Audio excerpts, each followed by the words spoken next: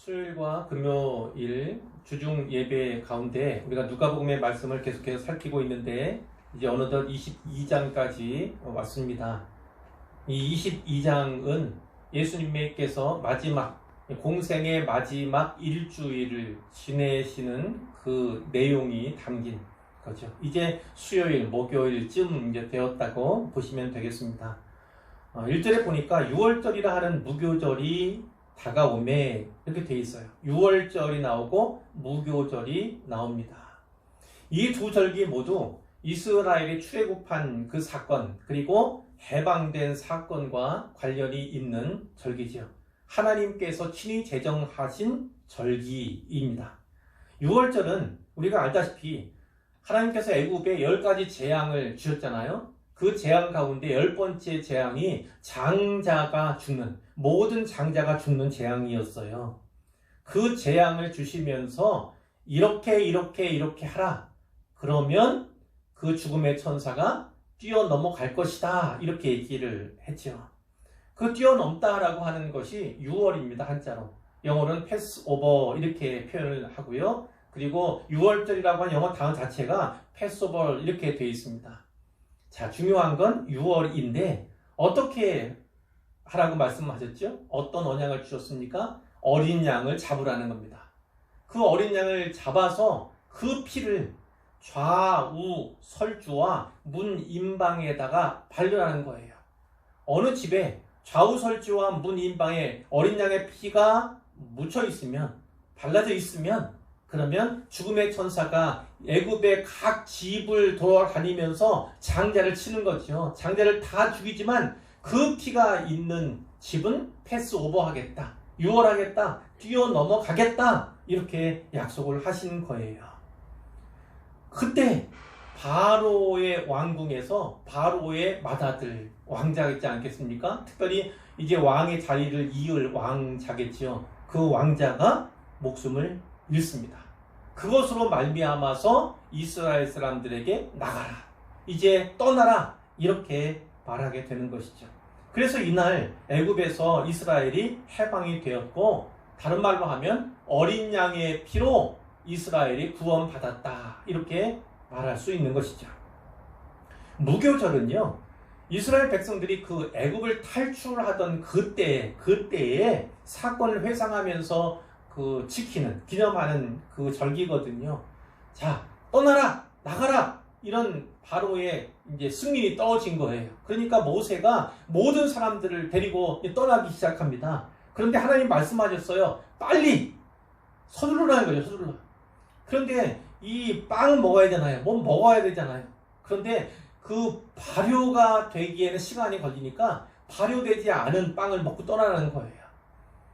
자, 물론 쓴나물 얘기도 있고 몇 가지 얘기가 있지만 어쨌든 간에 빨리 서둘러서 떠나기 위해서 유교병이 아니라 무교병으로, 그러니까 유교병이 아니라 무교, 발효되지 아니한 빵을 먹고 떠나는 그런 거지요. 그래서 이후에 이 6월절, 무교절이라고 하는 절기가 이 이스라엘에게 주어진 거예요. 그런데 이 6월절은요, 한 끼 식사를 하면 되는 거예요. 같이 하면 되는 거예요. 하지만 무교절 축제는요, 그 6월절을 시작해서 그 이후에 7일 동안 축제가 계속되는 것으로 이해하시면 돼요. 그러니까 6월절과 무교절 기간을 합하면 8일 동안이에요. 8일 동안. 하루에 6월절과 7일 동안의 무교절 기간, 이 기간을 다 합해서 축제가 이루어지는데, 이 기간을 때로는 6월절이다, 이렇게 통합해서 말하기도 한다는 것이죠. 그래서 여기서 6월절이라 하는 무교절이 다가오매 이렇게 이야기를 하고 있는 것입니다. 이때 이 절기에는요, 12세 이상 된 이스라엘 남자들은요, 예루살렘으로 가야 됐어요. 그게 의무였습니다. 이 절기를 지키기 위해서 그 주변 여러 곳에 살고 있던 사람들도 예루살렘을 향하는 거죠. 그렇게 지키는 것이 바로 6월절이었는데요. 2절에 보니까 이 6월절 어간에 대제사장들과 서기관들이, 종교 지도자들이잖아요. 대제사장은 종교 지도자 가운데 으뜸인 거잖아요. 근데 이 사람들이 무슨 공부를 합니까? 예수를 무슨 방도로 죽일까? 어떻게 예수를 죽일까? 무슨 방법을 써서 예수 죽일까? 이것을 궁리하는 거예요. 자, 그들이 백성을 두려워함이더라 이렇게 말하고 있죠. 이 예수님께서는 그 당시에 이스라엘 전역에서 유명인사였어요. 유명인사. 그리고 예수님 따르는 사람들이 많았지요. 물론 그 가운데 상당수 대부분은 이제 얼마 안 있어서 며칠 안 있어서 예수님께 등을 돌리고 그분을 배반할 것이지만 오히려 그분을 십자가에 매달라고 소리치게 될 것이지만 그러나 이 당시에는 백성들을 이 제사장들과 그리고 서기관들이 두려워했다는 거예요. 자칫 잘못하면 밀란이 소요가 일어나지 않을까, 그래서 자기들이 또 로마 당국자들로부터 책임 추궁을 당하지 않을까 이런 염려가 있었던 거예요. 그리고 지금은 유월절을 지키기 위해서 각지에서 또 이스라엘 온 전역에서요 또 올라온 사람들이 아주 많은 그런 상황이니까 혹여나 문제가 생길까봐 그것을 염려했다는 것이죠. 예수님께서 함정에 빠지도록 그들이 함정을 팠고 덫을 놓았고 올무를 놓았던 것을 우리가 앞부분에서 살피지 않습니까? 근데 예수님께서는 오히려 그들의 질문을 잘 피하셨어요. 그리고 그들을 향해서 질문하셨을 때 그들은 아무 말도 할 수 없었잖아요. 공개적으로 망신당한 이들이 있었어요. 그러니까 속에서는 그들이 부글부글 끄는 거죠. 그 결국은 어찌하면 죽일까? 그 죽일 방도를 찾게 되는 것이 어떤 겁니다. 자, 이 하나님께 주신 귀한 절기, 유월절, 무교절 이 어간인데 이 종교 지도자들은 무슨 일 하고 있습니까? 어떻게 하면 예수 죽일까? 그 생각을 벌써부터 하나님과는요, 하나님의 뜻과는 이반된 그런 모습을 보이고 있음을 우리가 알게 되는 것이죠. 그런데 뜻밖의 기회가 그들에게 찾아온 거예요. 누가 나옵니까? 가룟 유다가 나오죠. 가룟 유다가 그들을 찾아온 거예요. 그리고 그가 예수님을 배반하는 것이요. 3절에 보니까 12명의 제자 가운데 하나인 가룟 사람이라 부르는 유다에게 사탄이 들어갔다. 이런 표현이 성경에 나옵니다. 자, 유다가 대제사장들과 성전 경비 대장들에 가서 예수를 넘겨줄 방도를 의논했다는 거죠. 자, 그들이 기뻐하면서 돈을 주기로 언약을 했습니다. 유다가 예수님을 배반한 까닭이 무엇이었을까요? 뭐 여러 가지로 많이 생각해 볼 수 있어요. 실망 때문이었을 수도 있어요. 보니까 예수님이 하나님이 보낸 사람이 맞는가? 하나님이 택한 사람이 맞는가? 그것에 대해 의심할 수도 있고 예수님께서 죽으러 가신다고 잠깐 말씀하셨잖아요. 그러니까 여러 차례 그 이야기를 듣는 가운데서 이 부분이 진짜 우리가 기다리는 메시아가 맞는가? 이렇게 회의를 했을 수가 있어요. 그리고 자기들이 원하는 것, 그가 원하는 것은 정치적이며 군사적인 메시아였는데 예수님께서 하시는 행보를 보니까 영 맞듣지 않았을 수도 있어요. 여러 가지 이유로 말미암아 실망, 자기 생각과 뜻과는 다른 예수님의 행보가 그에게 실망을 끼쳤을 가능성도 없지 않아 있어요. 그러나 또 한 가지 또 원인이 있었으면 우리가 보게 되는데 돈 때문이었을 수 있다는 거예요. 돈 때문이라는 거. 여기도 돈을 주기로 언약했다 이렇게 얘기를 하고 있지만 마태복음 26장 15절에 보면 이런 말씀이 있습니다. 내가 이제 가룟 유다가 이 대제사장과 종교 지도자들에게 얘기하는 거예요. 내가 예수를 너희에게 넘겨주리니 얼마를 주렸느냐? 이렇게 노골적으로 기록이 되어 있다고요. 그러니까 돈을 바라고 예수님을 팔아먹으려고 하는 그런 거죠. 그들이 은 30을 달아주거늘 은 30을 주겠다 약속을 한 거예요. 그리고 그 자리에서 은 30을 주는 거예요. 이 은 30이라는 것은요, 당시 남자 노예의 몸값이에요. 노예 사오지 않습니까? 그 몸값이 은 30이에요. 그러니까 스승, 그리고 나아가서 메시아, 하나님의 아들인 그 예수님을요, 은 30에 노예의 몸값으로 팔았다는 거예요. 그러니까 돈 때문임을 우리가 알 수가 있고, 디모데전서 6장 10절에 보면 이런 말씀이 있습니다. 돈을 사랑함이 일만 악의 뿌리가 되나니, 이런 말씀이 있어요. 돈을 사랑하는 것, 그것이 모든 악의 뿌리가 된다는 거예요. 그 악의 기저에는 돈을 사랑하는, 돈에 대한 욕심, 어찌하든지 불의의 재물로라도 내 주머니를 채우고자 하는, 내 만족을 하고자 하는 그러한 욕심이 있다는 것이죠. 자, 그 뒤에 이어지는 말씀이 이것을 탐내는 자들은 미혹을 받아 믿음에서 떠나 많은 근심으로써 자기를 찔러또다, 이런 말씀이 있습니다. 이렇게 재물, 돈을 사랑하며 탐내는 자들은 미혹을 받을 수밖에 없고 믿음에서 떠날 수밖에 없다는 거죠. 믿음에서 떠나 결국 예수님을 팔았던 것이 가룟 유다였다는 거죠. 어쨌거나 아까 앞에 나왔었죠. 사탄이 유다에게 들어가니, 이런 표현이 나와 있었는데요. 어찌됐든 유다의 생각과 사탄의 생각이 일치했음을 우리가 알게 되는 거예요. 어떤 면에서요? 예수님을 멈추게 해야 되겠다. 예수님을 멈추게 하겠다는 거죠. 갈 길을 멈추게 하겠다. 그러기 위해서 가장 편리한 방법이 무엇입니까? 예수님을 죽이는 거죠. 그런 면에서 유다의 생각과 사탄의 생각은 일치했다는 것입니다. 그런데 유다도 그렇고 이 사탄마저도 알지 못했던 것이 있어요.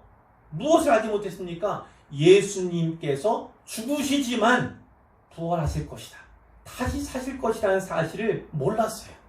그리고 하나님의 계획 가운데, 인간을 구원하고자 하는 하나님의 계획 가운데 예수님의 죽음, 하나님 아들의 죽음이 있음을 그들은 몰랐던 거예요. 그렇기 때문에 죽이는 일을 위해서 그들이 폭로했던 것입니다. 죽이려고만, 그럼 멈추겠지, 끝나겠지 생각했지만 하나님께서는 오히려 그분의 계획 가운데 예수님의 죽음이 있었고, 그러나 사흘 만에 부활시키는, 다시 살리시는 그 계획이 있었는데 유다도 그것을 몰랐고 사탄조차도 그것을 몰랐다는 거죠. 유다가 돈을 주기로 언약했잖아요. 이제 허락을 했습니다. 그렇게 하마. 그리고 예수를 무리가 없을 때에 넘겨줄 기회를 찾더라. 예수님 따르는 사람들이 많이 있었거든요. 뭘 따른다, 그것은 제자들만을 의미하는 것이 아닙니다만 어쨌든 많은 사람들이 예수님을 관심사로 두고 또 늘 주시하고 있었어요.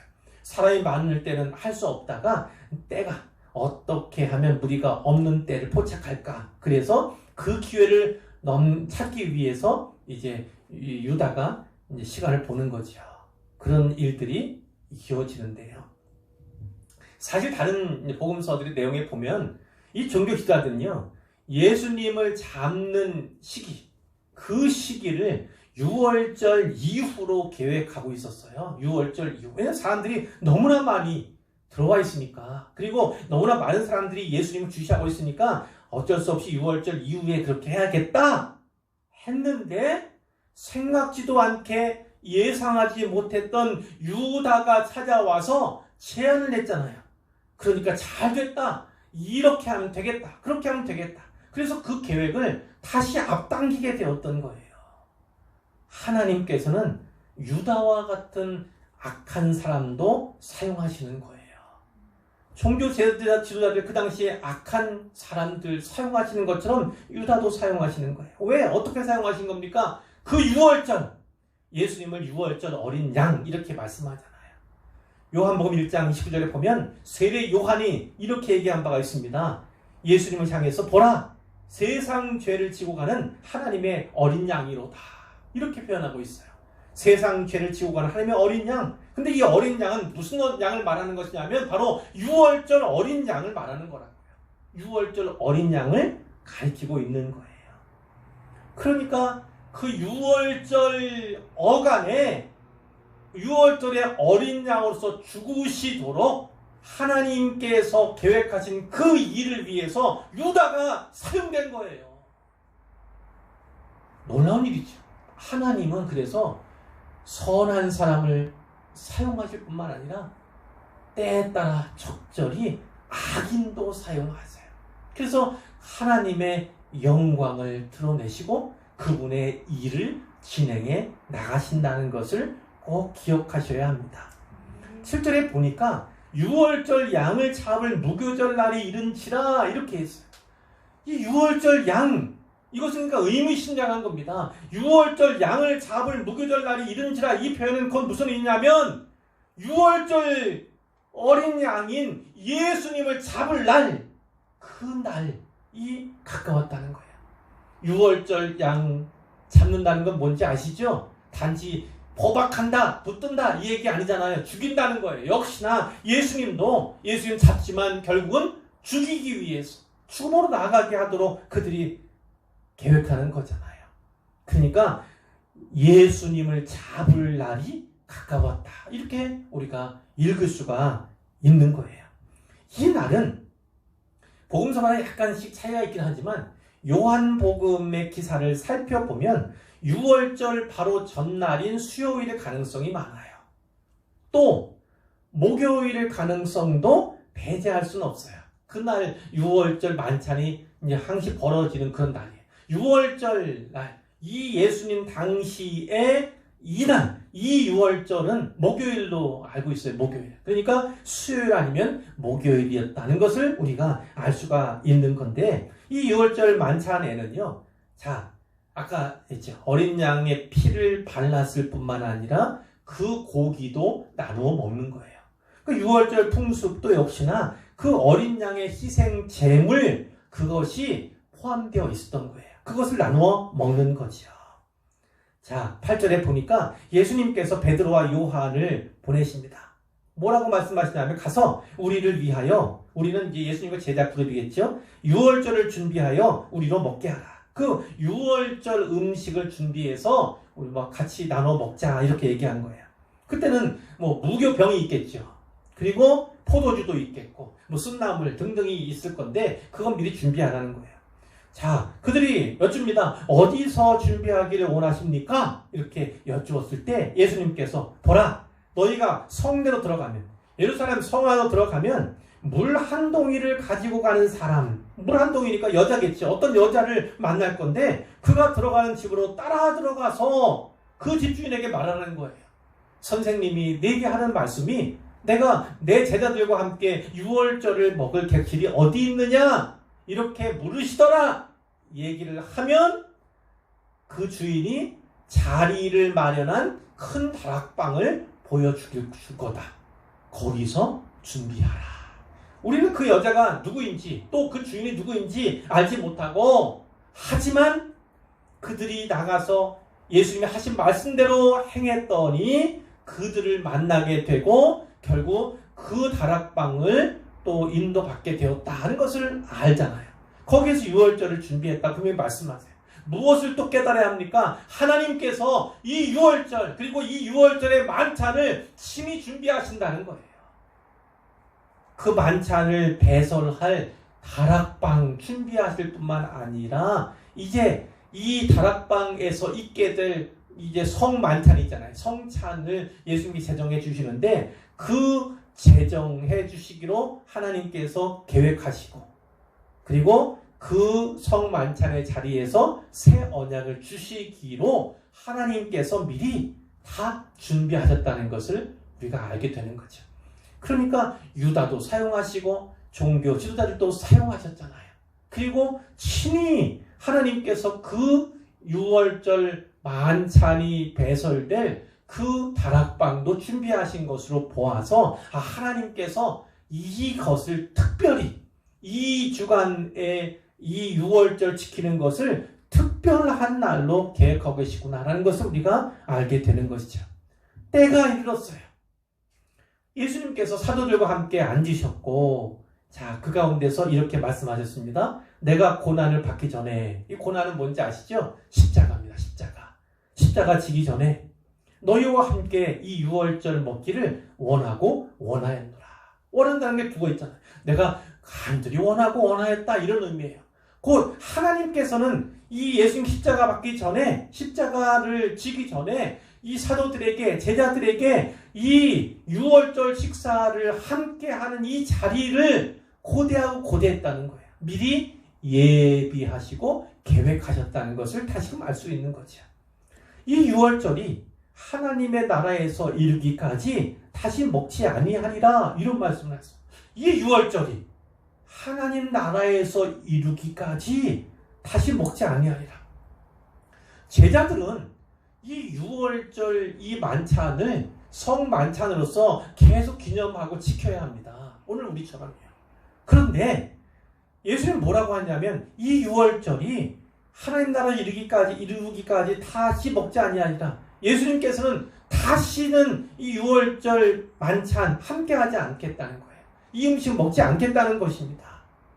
자, 언제까지요? 하나님 나라에서 이루기까지. 그러니까 거꾸로 수집하면 이런 거예요. 하나님 나라에서 이 유월절 지키게 된다는 거죠. 예수님께서 그 유월절에 너희들과 함께 다시 먹겠다는 거예요. 다시 마시겠다는 것을 말씀하고 있어요. 하나님 나라에서 궁극적으로 이 유월절의 기념 의식이 완성될 것이다. 성취될 것이다. 이렇게 말씀하는 거죠. 제자들은 또 그 제자들의 뒤를 잇는 우리들은 성찬, 성만찬을 통해서 예수님의 죽으심을 기념해요. 주님 다시 오실 때까지 계속 기념하는 거죠. 그러나 예수님께서는 다시는 이 제자들과 함께 먹지 않고 마시지 않아요. 다만 하나님의 나라가 이루어질 때 이 유월절도 완성이 될 것이다 이 말씀이에요. 거기에서 함께 제자들과 함께 드시겠다는 겁니다. 그때 비로소 먹고 마시겠다. 다시 먹고 마시겠다 이 말씀을 하시는 거예요. 그러면서 잔을 받으사 감사 기도하시고 이것을 갖다가 너희끼리 나누라 이렇게 말씀하시는데 17절에도 잔 얘기가 나오고 20절에도 잔이 나와요. 기억해 보세요. 우리가 성찬 드릴 때 잔이 먼저가 아닌데 떡이 먼저인데 이렇게 생각할 수 있잖아요. 근데 이 누가복음에는 마태 마가는 아니에요. 마태 마가는 떡 얘기 나오고 잔 얘기 나오는데 이 누가복음은 잔이 2번 나오기 때문에 헷갈린다고요. 왜 잔부터지? 그런데 사실 유월절 만찬 특별히 이 하나님께서 제정해 주신 이 유월절을 지킬 때는요. 사실 4차례의 잔이 오가는 그런 것이 있대요. 4차례 잔 이제 나누는 그런데 그 잔 마태, 마가 그리고 우리가 성찬식 때 하는 그 잔은요. 마지막 잔을 말하는 거예요. 마지막 잔. 근데 그것을 다 기술하는 것이 아니라 마지막 잔 이야기를 하는 것이고 여기 17절에 나오는 건 3번째 잔쯤 된다 이렇게 기억하시면 되고 성찬 우리가 드릴 때 잔은 이 17절의 잔이 아니라 20절에 나오는 잔이다.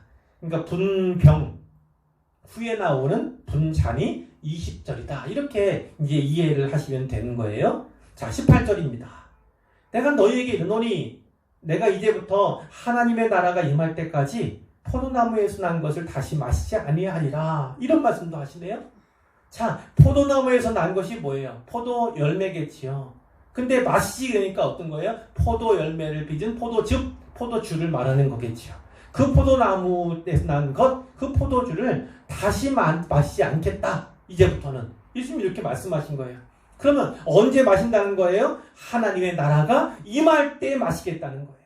예수님께서 하나님의 나라가 임할 그때 다시 유월절을 기념하고 그 유월절이 완성된 그 날을 기념하고 자기 백성들과 함께 먹고 마시겠다 이 말씀을 하시는 거예요. 바로 그때 하나님의 모든 약속이 하나님의 모든 권세가 완전하게 성취되었고 실현되었음을 기쁨으로 너희와 함께 나눌 것이다 이 말씀이에요. 그 전에는 다시는 포도주도 떡도 먹고 마시지 않겠다 예수님이 말씀을 하신 거예요. 19절 말씀은 이제 분병에 관한 그런 말씀이죠. 떡을 가져 감사 기도하시고 떼어 그들에게 주시며 이르시되 이것은 너희를 위하여 주는 내 몸이라 너희가 이를 행하여 나를 기념하라 이런 말씀을 하셨어요. 이 떡은 너희를 위하여 주는 내 몸이다 라는 거예요. 너희를 위하여 주는 내 몸이다. 이 예수님의 몸을 기억하면서 떡을 먹을 때마다 예수님께서 나를 위해 찢기신 그 몸을 기억하라, 기념하라 이 말씀을 하시는 거지요. 20절은 분잔에 관한 말씀입니다. 저녁 먹은 후에 잔도 그와 같이 하여 이르시되 이 잔은 내 피로 세우는 새 언약이니 곧 너희를 위하여 붓는 것이라. 이 잔은, 그 안에는 포도주가 들어있잖아요. 이 잔은 내 피다, 이 말씀이에요. 그런데 이 잔을 마시는 잔은 무엇에 동참하게 됩니까? 그 피로 세우는 새 언약에 동참하게 되는 거예요. 예수님께서는요, 너희를 위하여 붓는 것이다. 지금은 잔에 포도주를 붓고 있지만 이 잔은 내 피로 세우는 새 언약이라고 말씀하셨잖아요. 그러니까 너희를 위해서 내가 내 모든 피를 부을 것이다. 쏟을 것이다. 이렇게 말씀하는 것이고, 그 예수님의 피, 예수님의 보혈로 말미암아 너희와 나 사이에, 너희와 하나님 사이에 새로운 언약이 맺어졌다는 것을 말씀하고 있는 거예요. 아직은 예수님께서 피 흘리기 전이잖아요. 이제 하루 이틀 더 지나야 하지만 그때 바로 이 언약이 실현이 되는 것이죠. 그래서 이제 그 이후로는 예수님의 이 몸과 예수님의 이 피를 기념하는 이 성찬에 참여하는 그것으로 말미암아서, 물론 성찬을 받을 수 있는 권리는 세례를 받은 자들이잖아요. 세례를 받기 전에 이미 예수님을 주로, 나의 구주로 영접하고 또 자기 고백을 해야 하지 않습니까?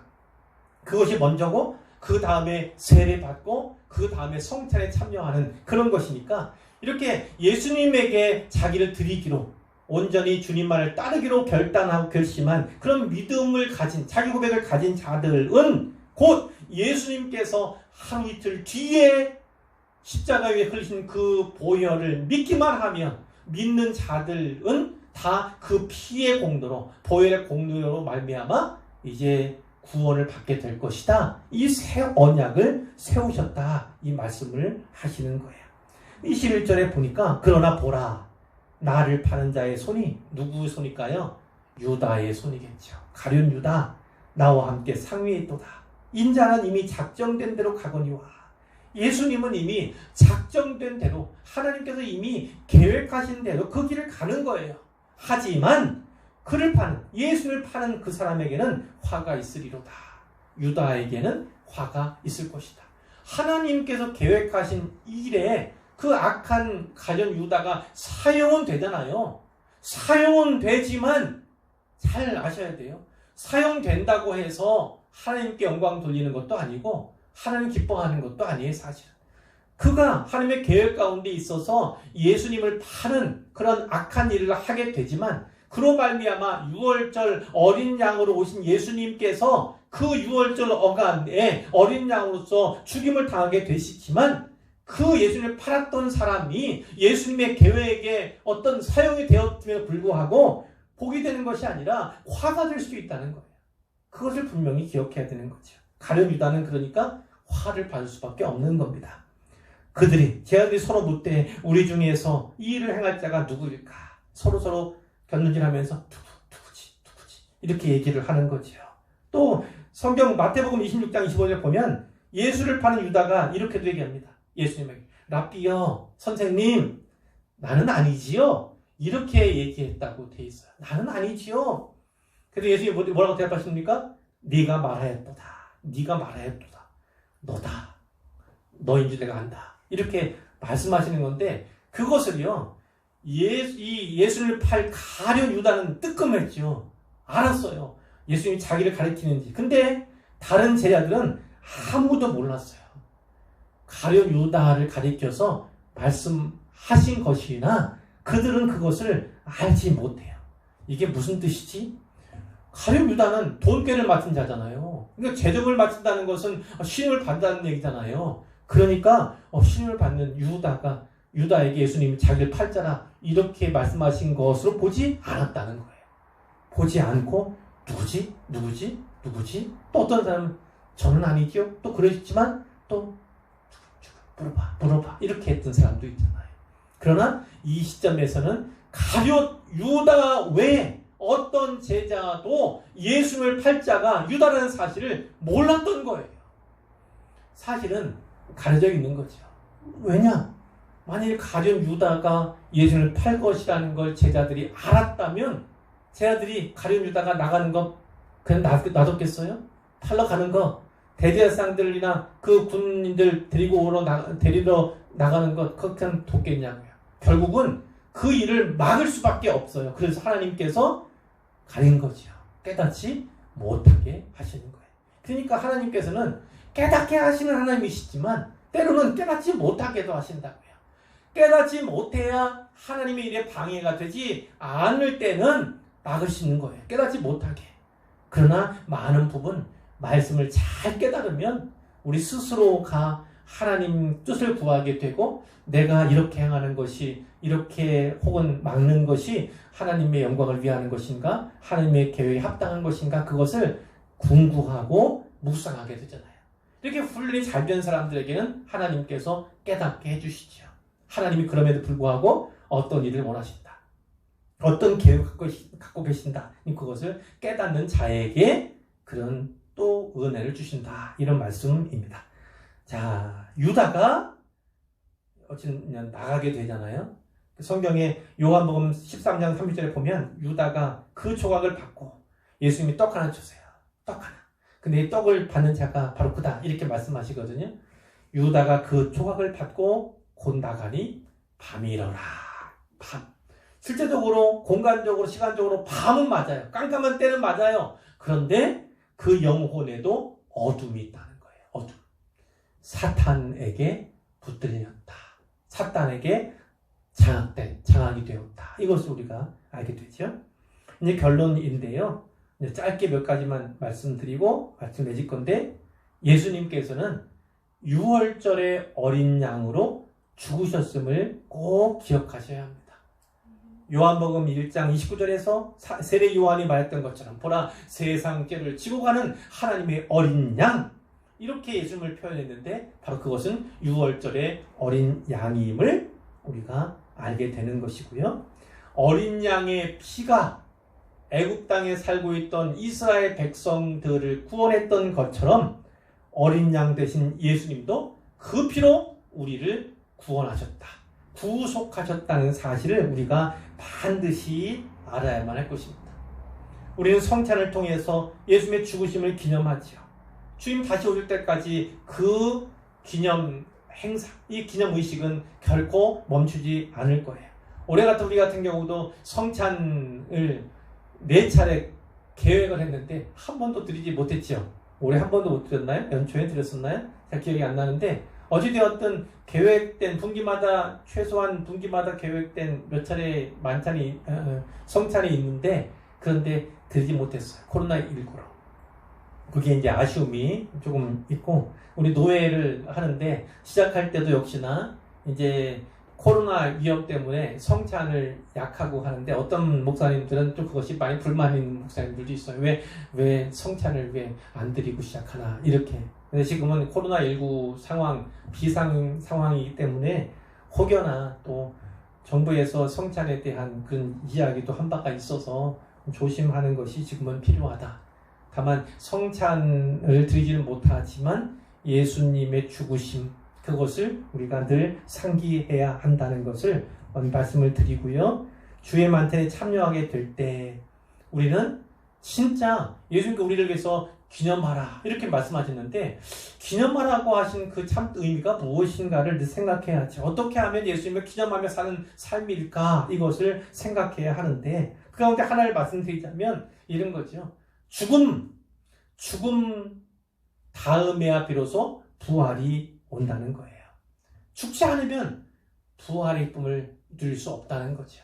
사도 바울은 자기 자신의 삶을 이렇게 얘기했어요. 나는 날마다 죽노라. 나는 날마다 죽노라 이렇게 얘기를 했습니다. 그것은 여러 가지 의미가 있을 거예요. 자기 자아가 죽으려고 하는 것이 아니라 살려고 하는 자기 자아 그것을 억누르는 것을 말할 수 있고 또 하나는 진짜 날마다 죽기까지 충성하는 거지요. 하루하루에 주어진 24시간의 삶 속에서 진짜 예수를 위해서 죽기 살기로 일하는 것.